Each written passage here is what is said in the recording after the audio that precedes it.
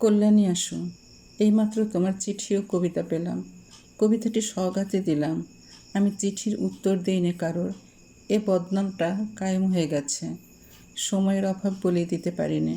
Politics, কাব্য, গান, আড্ডা ইত্যাদির চাপে আমার ভদ্রতার ভাদ্রবধূ বহুদিন হলো ঘোমটা টেনে ঘরের কোণ নিয়েছে। তোমার কবিতা মাঝে মাঝে দেখছি মোহাম্মদীতে, দু একটা খুবই ভালো লেগেছে। ছন্দ, ভাষা দুই ঘোড়াকে তুমি বেশ আয়ত্ত করেছ। ভাবের নীহারিকা লোক তোমার উজ্জ্বল গ্রহ হয়ে দেখা দেয়নি বলে অধৈর্য হয়ে না। ওর দাঁড়াবাতে একটু সময় লাগবে হয়তো। তোমার সামনে আজও বিপুল ভবিষ্যৎ পড়ে রয়েছে। অসীম শূন্য তোমার চারপাশে। তোমার স্বপন লোকের নীহারিকা পুঞ্জ আজও বাষ্পাতুর। ওই ভালো, আমি হয়ে ওঠার চেয়ে সম্ভাবনাকে বেশি ভালোবাসি। আমি এসেছি হঠাৎ ধূমকেতুর মতো, হয়তো চোখ ধাঁধিয়ে দিয়েছি, কিন্তু এ বিস্ময় থাকবে না বেশি দিন।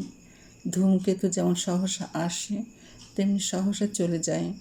তোমরা আমাদের আকাশের অনাগত জ্যোতিষ্ক গ্রহপুঞ্জ। তোমরা যেদিন রূপ ধরে উঠবে সেদিন তোমাদের আড়াল করে থাকার কোনো প্রয়োজন হবে না এ ধূমকেতুর। আমার সমস্ত লেখায়, কামনায় শুধু এই প্রার্থনাই ধ্বনিত হয়ে উঠেছে, তোমরা এসো অনাগত কবির দল। আমি ঘুম ভাঙিয়ে দিয়ে গেলাম। তোমরা ভোরের পাখি, তাদের গান শুনিও।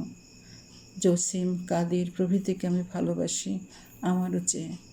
আজ হতে তুমি তাদেরই একজন হলে যাদের আমি ভালোবাসি। সব সময় খবর যদি নাই নিতে পারি, মনে রাখবো আমার আন্তরিক শুভাশিস ও স্নেহ গ্রহণ করো। ইতি শুভার্থী নজরুল ইসলাম।